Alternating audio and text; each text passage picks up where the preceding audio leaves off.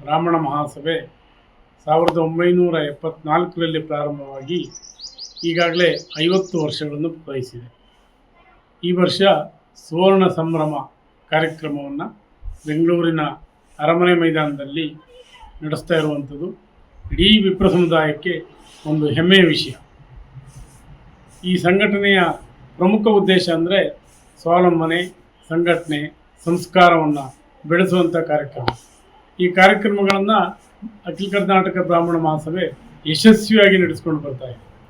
ಶ್ರೀಯುತ ಅಶೋಕ್ ಹಾರ್ನಹಳ್ಳಿಯವರು ಅಧ್ಯಕ್ಷರಾದ ನಂತರದಲ್ಲಿ ನಾನು ಕೂಡ ಅಖಿಲ ಕರ್ನಾಟಕ ಬ್ರಾಹ್ಮಣ ಮಹಾಸಭೆಯ ಉಪಾಧ್ಯಕ್ಷನಾಗಿ ನಾವೆಲ್ಲರೂ ಕೂಡ ಒಂದು ಟೀಮ್ ಆಗಿ ಕೆಲಸವನ್ನು ಮಾಡಿ ಇಡೀ ರಾಜ್ಯದ ಮೂಲೆ ಮೂಲೆಗಳಲ್ಲೂ ಕೂಡ ಪ್ರವಾಸ ಮಾಡಿ ಈ ಸಂಘಟನೆಯನ್ನು ಯಶಸ್ವಿಯಾಗಿ ಬೆಳೆಸುವತ್ತ ನಾವೆಲ್ಲರೂ ಸಾಕಿದ್ದೇವೆ.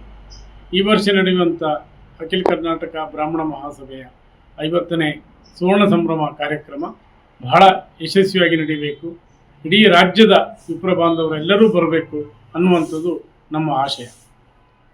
ಇಡೀ ಕರ್ನಾಟಕದಲ್ಲಿ ಬಡತನವಿರುವಂತಹ ವಿಪ್ರರನ್ನು ಗುರುತಿಸಿ ಅವರಿಗೆ ಒಂದು ಪೆನ್ಷನ್ ಕೊಡುವಂಥ ಕಾರ್ಯಕ್ರಮ, ಪಿಂಚಣಿ ಕೊಡುವಂಥ ಕಾರ್ಯಕ್ರಮವನ್ನು ಅಖಿಲ ಕರ್ನಾಟಕ ಬ್ರಾಹ್ಮಣ ಮಹಾಸಭೆ ಮಾಡಿರುವಂಥದ್ದು ಶ್ಲಾಘನೀಯವಾದಂಥ ಕೆಲಸ.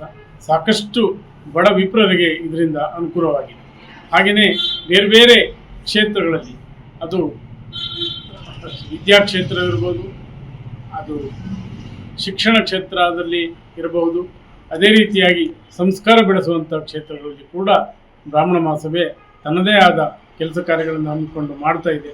ಇವೆಲ್ಲ ಸಂಭ್ರಮದ ಆಚರಣೆಯ ಒಂದು ವಿಶ್ವಾಮಿತ್ರ ಎಂಬ ಹೆಸರಿನ ಸುವರ್ಣ ಸಂಭ್ರಮ ಕಾರ್ಯಕ್ರಮದಲ್ಲಿ ಇಡೀ ರಾಜ್ಯದ ವಿಪ್ರರು ಭಾಗಿಯಾಗಬೇಕೆನ್ನೋದು ನಮ್ಮ ಆಶಯ. ನೀವೆಲ್ಲರೂ ಕೂಡ ಬರಬೇಕು, ನಮ್ಮೊಂದಿಗೆ ಇರಬೇಕು ಅಂತ ತಮ್ಮಲ್ಲಿ ವಿನಂತಿಯನ್ನು ಮಾಡ್ಕೊಳ್ತೇನೆ.